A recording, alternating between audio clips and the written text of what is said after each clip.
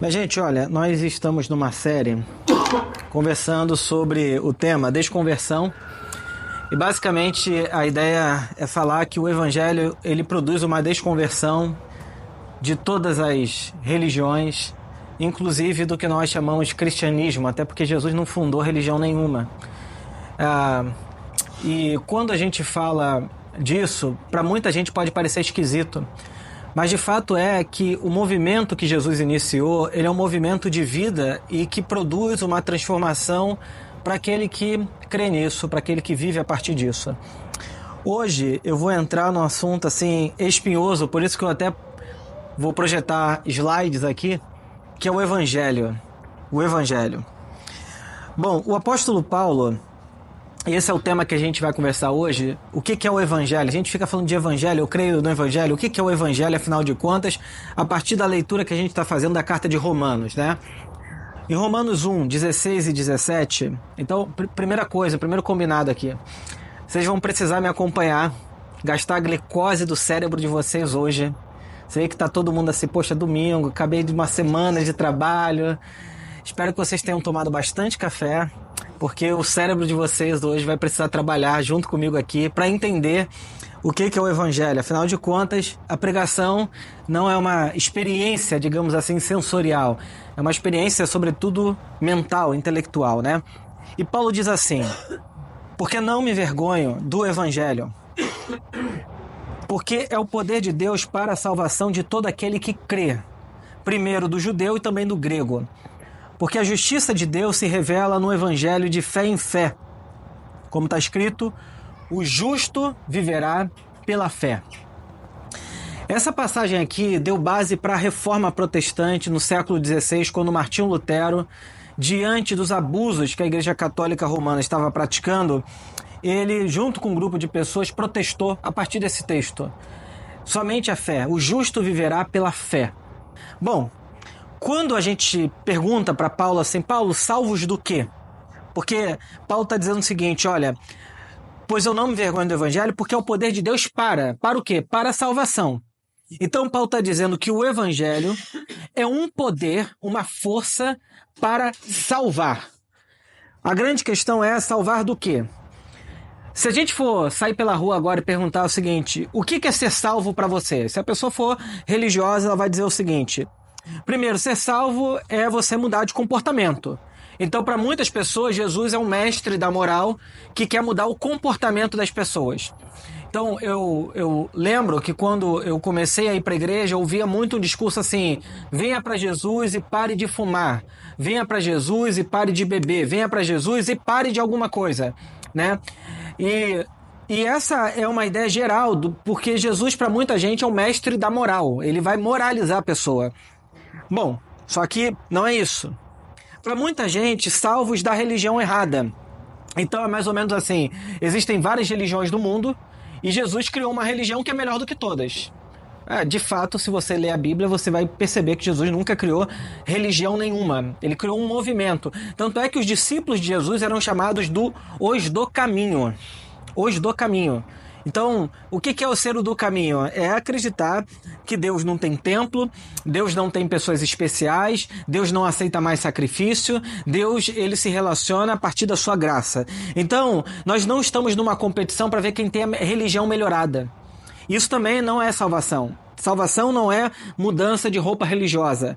Terceira coisa, tem gente que vai pensar que salvação é consertar erro doutrinário na cabeça das pessoas. Bom, para essas pessoas, Jesus é um doutor da lei mais light, que ele vai ensinar a respeito de salvação. Mas o fato é que Paulo vai dizer do que nós estamos sendo salvos. Lá no capítulo 1, verso 18, eu vou pedir para você ler comigo, que diz assim, ó. Salvos do quê? Ele vai falar, portanto, olha o que está sublinhado aí. Qual é a frase? A ira de Deus é revelada contra toda injustiça e impiedade dos homens que suprimem a verdade pela injustiça. O nosso problema não é a moral, o nosso problema não é religioso. Paulo vai dizer que o nosso problema é que a ira de Deus. Aí você vai falar assim, poxa, agora ficou complicado aqui o culto, porque que história é essa, Herbert, de ira de Deus? Ninguém tinha me falado nada disso. Mas é exatamente isso. E talvez você ache assim, poxa, a ira de Deus é um tema que Paulo inventou. Só que, na verdade, Jesus falou sobre a ira de Deus em João 3,36, quando ele diz assim: por isso quem crê no Filho tem a vida eterna. Quem se mantém rebelde contra o Filho não verá a vida, mas sobre ele permanece a ira de Deus. Isso depois de ter dito que Deus amou o mundo de tal maneira que deu seu Filho unigênito para todo aquele que nele crê não pereça, mas tenha vida eterna. A grande questão é que se o evangelho apresentado por Paulo aqui é a salvação da ira de Deus, o que é essa tal da ira de Deus? Tá claro isso? O evangelho é o poder de Deus para salvar. Salvar do quê? Da ira de Deus. O que é a ira de Deus? Bom, primeiro eu quero dizer o seguinte, o que não é a ira de Deus? Ira de Deus não é um Deus sentimentalista, raivoso, como era o Zeus, por exemplo. Na mitologia grega, Zeus era extremamente passional. Ele chorava, gritava, ele ficava com raiva dos gregos e queria matar todo mundo, aí mudava de ideia. Os deuses gregos são absolutamente passionais nesse sentido, e não é disso que eu estou falando. A ira de Deus também não é uma oposição contra indivíduos, contra o Herbert, contra o João, a Maria, não. A ira de Deus também não é um desejo de Deus de lançar todo mundo no inferno. Isso é, Deus tem tanto desejo de jogar todo mundo no lago de fogo, que ele está irado no céu. E essa imagem aqui atrás é uma imagem muito clássica da gente pensar sobre um Deus irado, né? Ou uma vingança personalista, do tipo, Deus está se vingando de um grupo de pessoas que ele não concorda e ele quer destruir todo mundo. E aí alguém pode perguntar, então o que eu devo ter em mente para entender a ira de Deus? Aí alguém vai dizer, o sermão do Jonathan Edwards, do século XVIII, pecadores nas mãos de um Deus irado. Jonathan Edwards condenou um novo mundo. Pecadores... Não é disso. Ou, por exemplo, de um Deus irado contra o pecado individual. E você vai dizer, não. Ou será que a ira de Deus é o inferno eterno? Bom, deixa eu dar algumas explicações sobre o que é a ira de Deus a partir de nomes importantes da teologia, para que não pareça que é um discurso inventado pela cabeça do Herbert. E eu sei que, às vezes, quando eu falo algumas coisas, parece que eu invento, mas deixa eu dar minhas fontes aqui. O primeiro é o Karl Barth. Karl Barth é provavelmente o maior teólogo do século XX, ele de tradição calvinista, né, protestante. E o Karl Barth, quando ele vai falar sobre a ira de Deus, ele diz assim, ó: a ira de Deus é o protesto contra a existência e o modo de ser do mundo. E está inscrita em toda parte e, acima de tudo, persiste contra nós, enquanto esse protesto não for também o nosso próprio protesto. O que o Karl Barth está dizendo é que existe um jeito de ser humanidade contra o qual Deus protesta e contra o qual Deus se opõe energicamente. Ainda, para usar uma outra autora, a Rebecca Piper, ela diz o seguinte: imagine como nos sentimos quando vemos alguém que amamos ser consumido por ações ou relacionamentos imprudentes. Reagimos com a mesma tolerância benigna que teríamos com um desconhecido? De jeito nenhum. A ira de Deus não é uma explosão de mau humor, mas a sua oposição firme ao câncer que devora as entranhas da raça humana, que ele ama com todo o seu ser. Bom, deixa eu dar um exemplo aqui.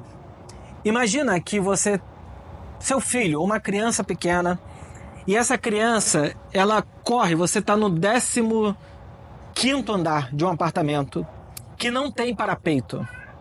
E você, de repente, vê essa criança que sai da sala e começa a ir em direção ao parapeito dizendo: eu vou pular porque eu quero ver o que vai acontecer. Bom, diante disso, dessa cena de uma criança de 3 anos de idade correndo em direção ao parapeito, que não tem, óbvio, você pode ter 3 opções. Primeiro, você pode deixar o seu filho pular dizendo: bom, você é livre e faz o que quiser. Segunda coisa, você tentaria bater um papo com ele, sentado no sofá, tomando a sua xícara de café, dizendo o seguinte: olha, eu acho que não vale a pena você pular, isso que você vai fazer vai te destruir. Ou você levantaria com toda a energia do mundo, tomado de uma ira enérgica, e seguraria aquela criança e tiraria ela de lá dizendo: você tá louco? O que você tá fazendo? O que você acha que você faria? O que te move a ação enérgica de correr, segurar a criança e tirar ela de lá, não é outra coisa senão o seu amor irado. E pode parecer esquisito que é um amor irado, mas é essa mistura, esse amor enérgico que faz com que você impeça com que alguém que está tomando um caminho muito destrutivo de ir lá e tomar aquele caminho. Então, nesse sentido, e é uma definição que eu dou para o que é a ira de Deus, a ira de Deus não é histeria ou raiva, mas a sua firme e amorosa oposição ao nosso desastroso jeito de ser humanidade. O que eu estou dizendo aqui é que existe um jeito de ser humanidade que provoca morte e desastre no mundo. Não tenha dúvida de que quando a gente sai na rua e um cara com uma pedra na mão estoura o vidro do seu carro e rouba o que tem lá dentro, ele está provocando morte no mundo. Quando políticos corruptos roubam dinheiro e prejudicam o sistema de saúde, ou os próprios médicos, que às vezes também roubam dinheiro que deveria ser destinado para comprar equipamento, prejudica as pessoas, a vida das pessoas. Quando pastores, por exemplo, roubam suas igrejas para enriquecerem ilicitamente, prejudicam a sua comunidade. O que eu estou dizendo é que existe um jeito de ser humanidade que destrói o nosso mundo, prejudica as nossas relações humanas. Então, a ira de Deus é exatamente uma oposição ao nosso jeito desastroso de ser humanos. O nosso jeito desastroso. Aí você pergunta, tá bom, Herbert, eu entendi. Paulo vai dizer, no verso 18 e 19, portanto, a ira de Deus é revelada dos céus contra toda impiedade e injustiça dos homens. De quem é a injustiça e de quem é a impiedade? Dos seres humanos. Então Deus está se opondo a uma coisa, a impiedade e a injustiça.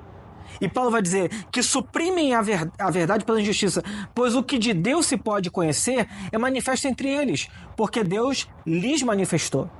E aqui entra um ponto crucial para o nosso entendimento do que seria essa supressão da verdade de Deus que produz impiedade e injustiça.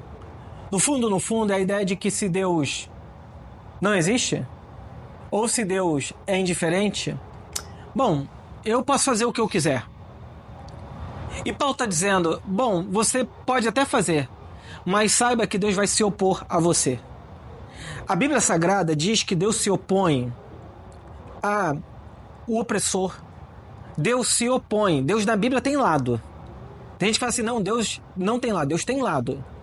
Deus se coloca do lado do órfão, do estrangeiro e da viúva. Sabe o que a Bíblia está dizendo? Que Deus escolheu não aceitar os nossos mecanismos de produzir a realidade que produzam mal no mundo, que produza destruição, que produza morte. O que está na base disso? A idolatria. A idolatria, ela é a raiz da rebelião. Porque o que é idolatria? Eu falei que toda idolatria, ela é narcísica. E por definição, o que eu estou chamando de narcisismo é um amor exacerbado, frágil a nós mesmos. O que no fundo, nós poderíamos traduzir como o desejo de ser Deus. O desejo de eu querer ser o único no mundo que manda em todo mundo e não se submete a ninguém. Por isso que Paulo vai dizer que os atributos de Deus são conhecidos.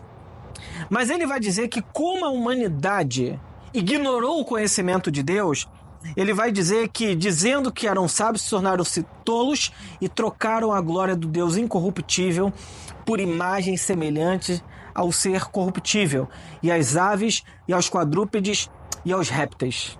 Se você voltasse a 2000 anos atrás e pudesse entrar na Grécia, em Roma, o que você encontraria era templos espalhados por todos os lados, imagens de gesso por todos os lados, com deuses grandes ou menores e o ser humano adorando aqueles deuses. O problema da idolatria é que todo idólatra, ele projeta naquela imagem a si mesmo a potência de Deus. Então, o problema do ídolo é que o ídolo é uma projeção de quem eu sou sem os limites da minha humanidade. O ídolo é uma projeção humana, por isso que a Bíblia vai dizer o tempo todo que o ídolo, ele é criado por um ser humano e adorado pelos seres humanos. E esse é o paradoxo de quem Deus é. Porque Deus não é representado por imagem alguma. Deus não pode ser representado, por quê? Porque senão nós incorreríamos em tentar representar Deus a partir da nossa imagem e nossa semelhança. Então Deus, por definição, ele tem que ser impossível de ser representado. Não pode ser representado. E aí eu fico vendo gente, às vezes no YouTube, dizendo o seguinte: Deus existe ou não existe? É impossível provar Deus. Porque Deus não tem imagem, Deus não tem estrutura, Deus não pode ser representado. E no final das contas, toda tentativa, inclusive teológica, de dizer quem Deus é idolátrica, em certa medida. Se essa tentativa tentar delimitar Deus perfeitamente, você cria um ídolo. Porque, por definição, Deus é sempre totalmente outro. Eu não consigo definir totalmente quem Deus é. Existe algo de Deus que escapa. É aquilo que Aristóteles já dizia, né? O infinito não pode ser contido pelo finito. Então, em certo sentido, eu tenho que dizer o seguinte: Deus não pode ser contido pela minha capacidade de compreensão, que dura na existência, o quê? 70 anos, 80 anos? Um ser que é eterno? Seria pretensão demais tentar dizer, eu apreendi Deus. Em certo sentido, essa coisa é paradoxal, mas ao mesmo tempo isso não significa que Deus não se revela e ele não se revelou. Isso não significa que Deus não possa ser minimamente compreendido por nós para que a gente tenha relacionamento com ele. É o paradoxo da fé. Jesus poderia ter ressuscitado e deixado algum amuleto, alguma coisa, e não deixou nada. Jesus ressuscitou e desapareceu. Bom, a consequência da idolatria, Paulo vai dizer que é o maior juízo de Deus contra o ser humano. Tem gente que pensa que a pior coisa que Deus pode fazer com o ser humano é jogar ele no inferno. Esse é o imaginário medieval. Mas para a Bíblia, o pior juízo de Deus é, como ele vai mostrar aqui, essa expressão: e Deus os entregou. Deus os entregou. Deus os entregou. Sabe qual é a pior coisa que Deus pode fazer com uma pessoa? Dizer o seguinte: é isso que você realmente quer? É isso que você realmente quer para sua vida? Então vai. Então faça. É como se Deus tirasse assim os critérios de avaliação do bom e do mal, do certo e do errado, e dissesse: você está tão obstinado nisso mesmo? É isso que você tem certeza? E o ser humano diz: eu tenho certeza. Então vai. E você vai ver o que tipo de vida e tipo de mundo que você vai construir. Então vai. Então, o que Paulo está dizendo é uma coisa muito mais séria. O maior juízo de Deus é ele entregar o ser humano ao seu próprio coração obstinado de ser um Deus. Eu não tenho dúvidas de que Deus entregou Hitler a ele mesmo. E ele fez o que fez. Eu não tenho dúvida de que Deus entrega esse bando de gente que acha que pode viver a vida a partir do seu umbigo e destruir tudo, sem considerar o outro, o lado, quem está ao redor, a si mesmo. É gente assim que abrevia a vida, morre cedo. É gente assim que se destrói achando que está vivendo o máximo, está morrendo. E achando que com isso está sendo assim uma pessoa incrível. Não tenho dúvidas. Quanto mais onipotente é uma pessoa, quanto mais ela se acha, coloque um ponto de interrogação se essa pessoa não está entregue a ela mesma. E aí Paulo vai apresentar para a gente 3 grupos de pessoas que estão sob a ira de Deus. O primeiro grupo é o imoral.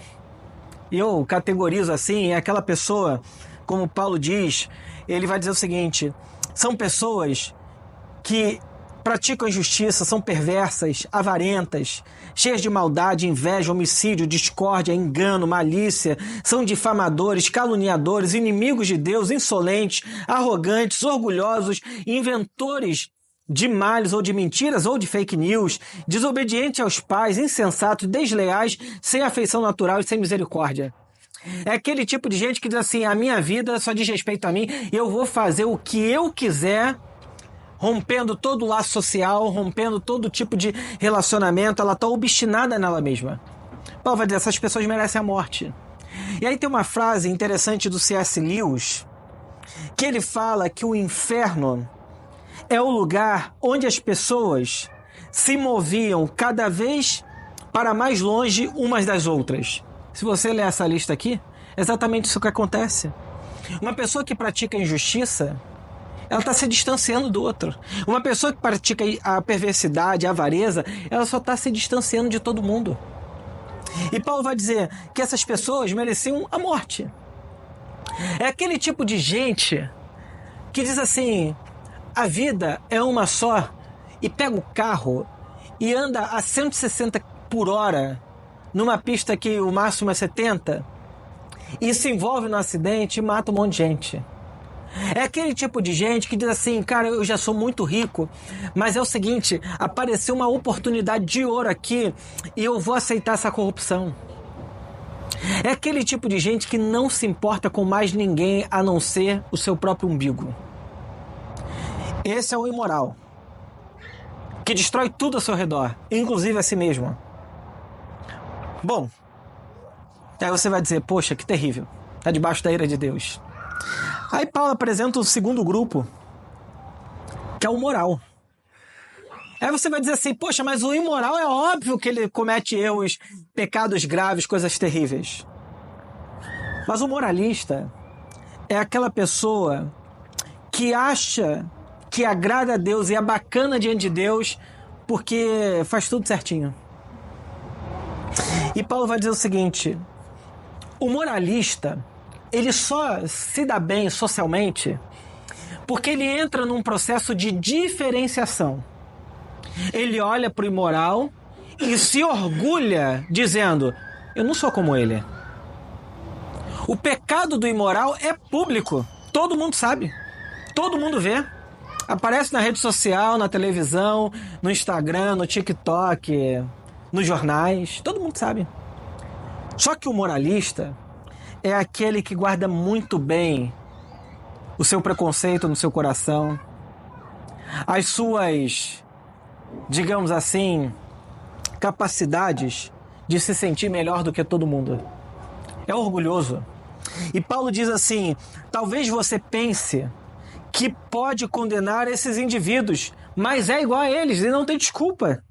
Quando diz que eles deveriam ser castigados, condena a si mesmo, porque você, que julga os outros, pratica as mesmas coisas. Quando é que esse moralista pratica as mesmas coisas? Paulo diz no verso 3 a 5, uma vez que você julga os outros por fazer essas coisas, o que leva a pensar que evitará o julgamento de Deus ao agir dessa forma? Não percebe o quanto ele é bondoso, tolerante, paciente com você? Não vê que essas manifestações de bondade visam levá-lo ao arrependimento? Mas por causa do seu coração rebelde, você se recusa a abandonar o pecado, acumulando ira sobre si mesmo. Paulo está dizendo que o moralista é aquela pessoa que vive com a cabeça erguida, dizendo o seguinte, eu sou melhor do que os imorais.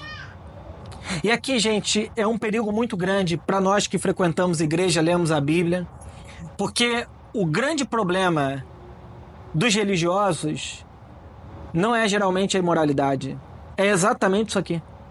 É o orgulho de se achar melhor do que o outro. É dizer o seguinte, eu sou melhor por isso, por isso, por isso, por isso, por isso. E Paulo está dizendo, você que é moralista, o teu problema é que você acha também que não precisa de Deus para você. O moralista é um egocentrado.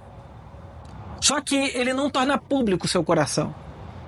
É talvez um bom neurótico obsessivo que fica controlando tudo para nada vazar, para nada sair. Mas o seu coração é tomado de orgulho, de vaidade. E Paulo vai dizer que eles também estão debaixo da ira.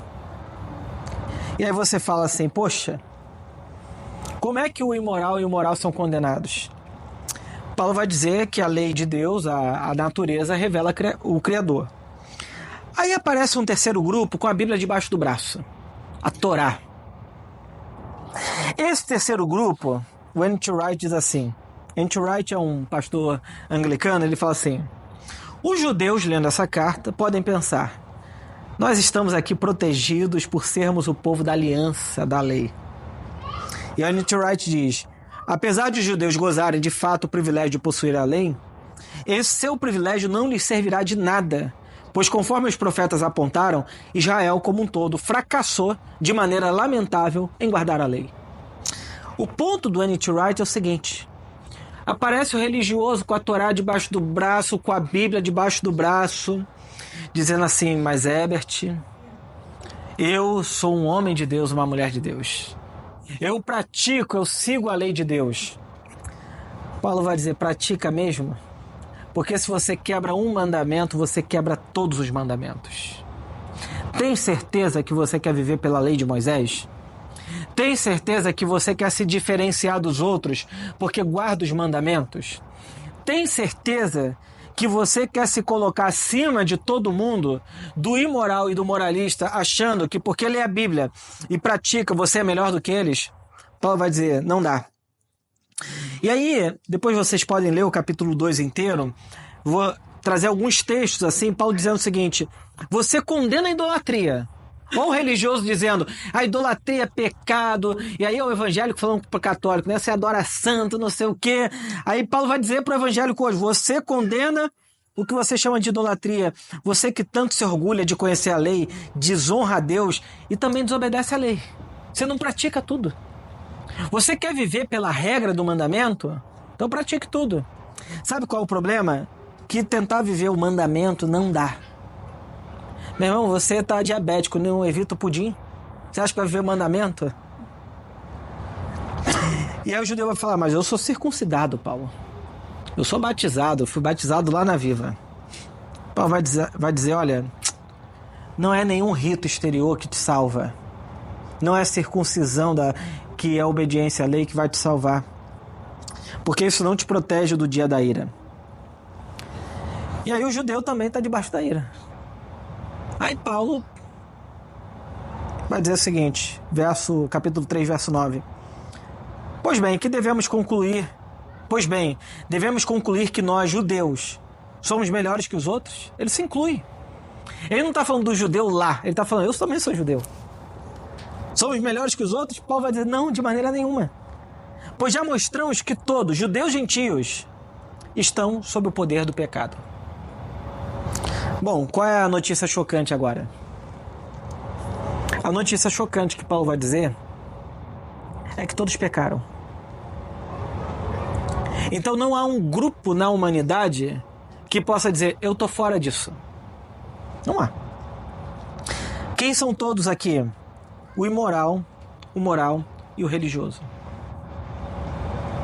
Então essa briga de Fla-Flu,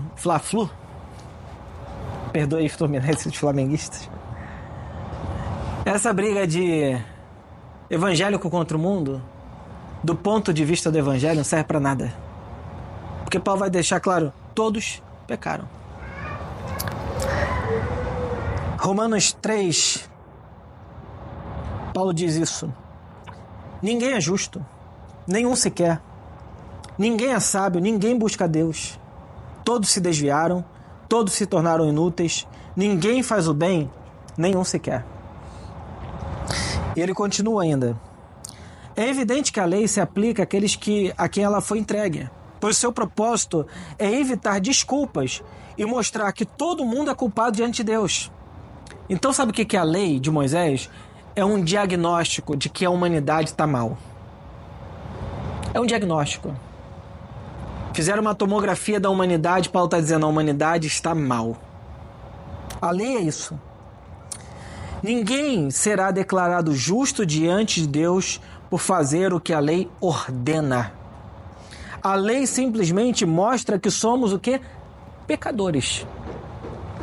Agora, porém, conforme prometido na lei de Moisés e nos profetas, Deus nos mostrou como somos declarados justos diante dele sem as exigências da lei. Somos declarados justos diante de Deus por meio da fé em Jesus Cristo. E isso se aplica a todos os que creem sem nenhuma distinção, pois todos pecaram e não alcançaram o padrão da glória de Deus. Próxima imagem. Talvez fique claro o que eu estou tentando dizer. Eu criei essa imagem no ChatGPT, obviamente. Adorei isso de criar imagem no ChatGPT. Mas Paulo está dizendo que a humanidade, a raça humana, é uma árvore bonita, grande, mas o seu interior tem muita coisa ali detonada. e que em breve vai desabar. Ela foi apodrecida por dentro. O problema não está fora, o problema está dentro. A religião seria criar estruturas para manter a árvore em pé. O evangelho é refazer a árvore toda. Religião é uma estrutura para tentar ajustar ali. O evangelho é refazer essa árvore. E aí você pergunta, se o mundo, Herbert, está um caos e o ser humano apodrecido internamente, qual seria a atitude de Deus diante disso? Porque agora que nós entendemos que todos pecaram, não há ninguém que faça o bem, não há ninguém bacana, legal, todo mundo está debaixo da mesma condenação, aí então, talvez a resposta seria, então joga todo mundo no lago de fogo, no inferno, acaba com tudo. Pois é, mas aí que a coisa fica interessante. Porque é nesse ponto que Paulo vai trazer uma boa nova. Qual é a boa nova? A boa nova, e aí eu vou fazer uma ilustração a partir de uma imagem aqui da ação da Trindade. Você imagina que a humanidade toda está dentro de um rio poderoso que vai matar todo mundo. E nesse rio é o seguinte: a religião acha que dá para pegar um manual de natação, tacar dentro do rio e falar assim, leia o manual que ele vai te salvar. É isso que a gente faz. Ele fala assim, lê a Bíblia, faz isso. A gente acha que é o manual que salva. E Paulo vai dizer, sabe qual é o problema? A pessoa que está dentro do rio, se pegar o manual, não vai conseguir. A força da correnteza é tão grande, tão poderosa, que o que vai acontecer é que vai levar ela e vai matar todo mundo. Bom, só alguém que está fora do rio, fora da correnteza da destruição, que é capaz de estender a mão em terra firme, segurar minha mão e me tirar dali. A pessoa que fez isso se chama Jesus Cristo. Salvação não é um processo em que eu, sozinho, pela minha capacidade, encontro a Deus. Salvação é um processo em que Deus me tira da correnteza. Isso é ser salvo. O que eu posso fazer diante do rio? Gritar e pedir por um salvador. Dizer, eu vou morrer, me salva. Foi isso que o ladrão da cruz disse. Foi isso que todas as pessoas que encontraram Jesus disseram. O ponto é, se o nosso coração entende que aqui dentro vai desabar, eu preciso gritar e falar, Senhor, me salva. Não adianta você achar que é um manual de natação. Não adianta você achar que vai conseguir nadar para fora do rio. É mais poderoso que você. Se você já viveu o tempo suficiente, vai saber que isso que eu estou falando é verdade. Tem coisas que você faz e que você diz, eu não gostaria de fazer isso, mas eu volto para isso. Então você sabe que dentro de você tem coisas e uma correnteza que é muito poderosa. Mas ao invés de Deus condenar a gente, Ele fez igual o Shiryu. Vocês já assistiram Cavaleiro do Zodíaco? O pessoal que era evangélico não podia, a mãe deixava. Que era do cão aquele negócio. Minha mãe não era evangélica, não assistia. O Gabriel nem sabe o que é Cavaleiro do Zodíaco. Cavaleiro do Zodíaco. Gente, que isso? É a primeira vez que eu falo isso na minha vida. Eu tô assustado. O Gabriel nem sabe. Pô, que idade é essa que eu tenho, meu Deus? Mas tinha um... Tá na Netflix, obrigado. Tinha um personagem lá que ele aprendeu com o mestre dele a reverter os efeitos da cachoeira através de... Qual o nome do... Cólera do Dragão. Era o poder que ele tinha. Então eu diria... Cólera do Dragão, né? É. Então, o que eu diria é que Jesus, ele deu a oportunidade a todos nós de sair desse estado de morte, de rebelião, para nos salvar dessa correnteza de morte. Então, Deus, que teria todo o direito de dizer o seguinte, a raça humana vai de mal a pior, eu tô com raiva, eu vou destruir todo mundo, ele resolveu entrar numa relação com a humanidade para salvar a gente da gente mesmo. Salvação não é mudança geográfica. Eu tô aqui e quando eu morrer eu vou para o inferno. Salvação é salvação da nossa humanidade, destruída, deteriorada, que agora, ao invés de eu seguir um fluxo de morte, dentro de mim começa um novo processo de vida. Por isso que, quando eu digo que eu estou sendo salvo, o que é ser salvo? É dizer para Deus, na sua consciência e no seu coração, eu preciso de um Salvador. Primeira coisa. Sair do campo da idolatria, do campo da onipotência e entrar no campo da servidão a Cristo. Eu preciso de um Salvador. Entendido isso, é você começar a dizer no seu coração: Senhor, me ensina agora como é que eu vivo. Porque a minha vida toda fui conduzida dentro de mim por esse rio de morte. Agora eu quero viver como alguém que é uma bênção para as pessoas e para o mundo ao meu redor. E aí, se todos pecaram, Paulo vai trazer essa boa notícia dizendo em Romanos 3:21, agora, porém, conforme prometido na lei de Moisés e nos profetas, Deus nos mostrou como somos declarados justos diante dele sem exigência da lei. Somos declarados justos diante de Deus por meio da fé, da confiança em Jesus Cristo. E isso se aplica a todos os que creem. E aí, verso 24. Mas ele, em sua graça, nos declara justos por meio de Cristo, que nos resgatou do castigo pelos nossos pecados. Paulo está dizendo, nós merecemos um castigo, porque o nosso jeito de ser humanidade é desastroso, produz morte, violência, tragédia.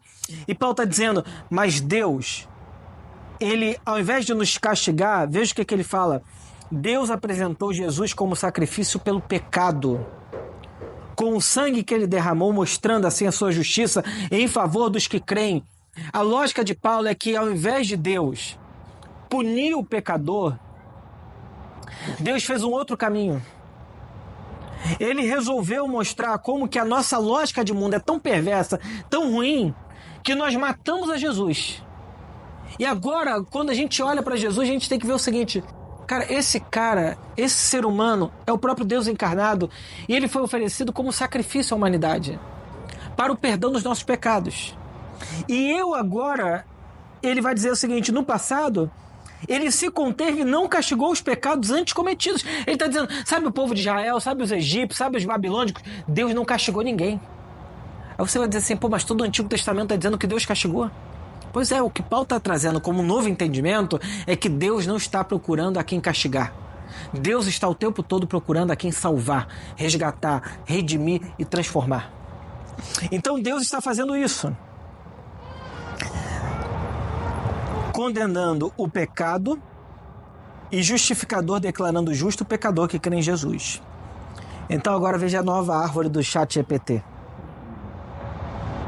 Deus não abandonou a raça humana. Ele está recriando uma nova árvore. Um novo ser humano a partir da confiança em Jesus Cristo.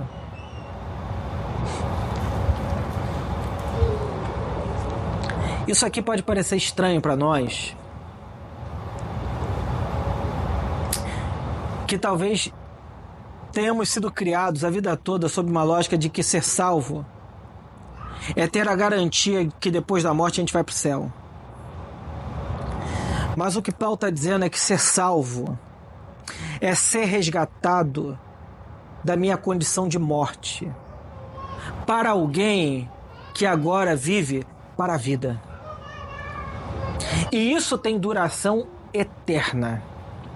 Vida eterna não é vida depois da morte. Vida eterna é qualidade de vida. São coisas muito diferentes. Se eu pensar em vida eterna somente em duração, você pode pensar em alguém avarento, mentiroso, ruim eternamente. Serve de que essa pessoa? Agora, se eu penso em vida eterna como qualidade de vida, eu preciso entender que Deus precisa agir em mim, transformar o meu coração. E como eu sempre digo, ao invés de ser uma pessoa que viveu a vida toda com rancor, ódio, raiva, eu, por causa de Cristo, troquei meu rancor, meu ódio, minha raiva por misericórdia, por compaixão, com benevolência, por paz, por alegria, por outras coisas. E não mais pelo jeito desastroso que eu era. Eu vou dizer assim, Herbert, eu sou uma pessoa assim estressadíssima. Eu vou dizer, seja bem-vindo ao clube. Mas antes, você pelo seu estresse e a raiva indominável, você destruía tudo ao seu redor. Mas agora, por causa de Cristo, você vai dizer, eu preciso colocar um limite para minha raiva toda. Certo? Bom, e você que está aqui hoje?